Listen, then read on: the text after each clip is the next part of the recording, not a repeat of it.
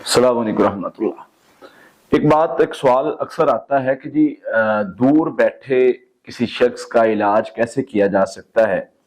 For example اکثر خواتین کی طرف سے یہ سوال ہوتا ہے کہ دور ہمارا ہسبینڈ ہے اور اس کا علاج ہم کیسے کریں۔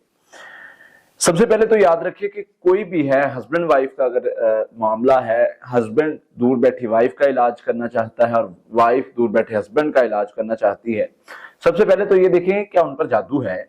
اگر ان کو لگتا ہے جادو ہے تو میرا یہ ماننا ہے کہ ایک بندے کا علاج ہونے سے دونوں کا ہو جاتا ہے۔ عموماً یہ ہوتا ہے کہ دونوں، کیونکہ خاوند بیوی پر دونوں پر جادو ہوتا ہے، اور دونوں میں سے ایک کا علاج ہو جائے تو دونوں کو فائدہ ہونا شروع ہو جاتا ہے یا مسئلہ حل ہونا شروع ہو جاتا ہے۔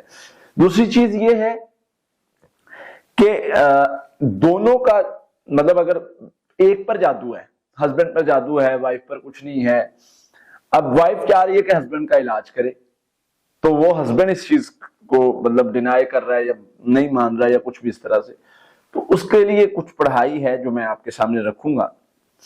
سب سے پہلے تو یہ ہے کہ آپ دو کام شروع کریں، ایک تہجد اور ایک استغفار۔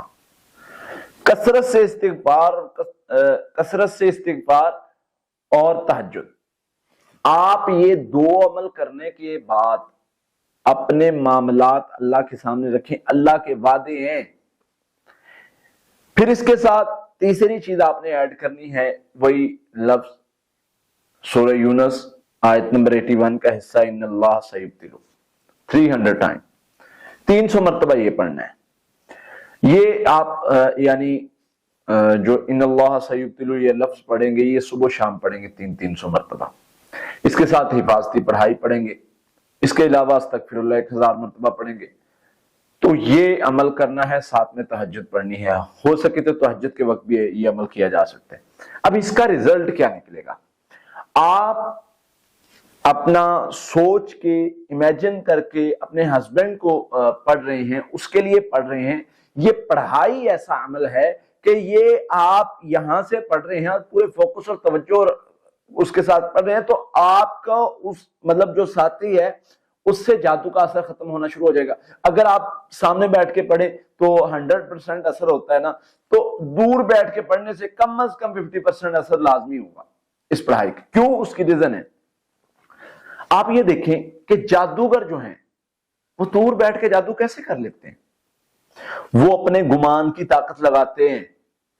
آپ کو اپنے گمان کی طاقت لگانی ہے، فوکس کے ساتھ، توجہ کے ساتھ۔ اللہ کو بھی یہی مقصود ہے نا، اللہ بھی تو یہی چاہتے ہیں۔ اللہ فرماتے ہیں کہ توجہ کے ساتھ، محبت کے ساتھ جو ہے وہ جو بندہ پڑھتا ہے، جو اخلاص کے ساتھ پڑھتا ہے، گڑ گڑا کے پڑھتا ہے، تو اس کا رزلٹ ہی کچھ اور نکلتا ہے۔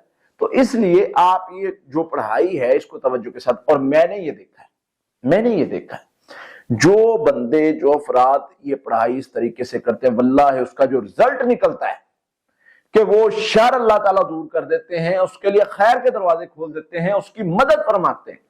تو یہ عمل آپ شروع کریں انشاءاللہ، اور پھر دیکھیں کہ اللہ کی طرف سے خیر کیسے آتی ہے، بھلائی کیسے آتی ہے، مدد کیسے آتی ہے، اور اللہ تعالیٰ شر کو دور کیسے کرتے ہیں۔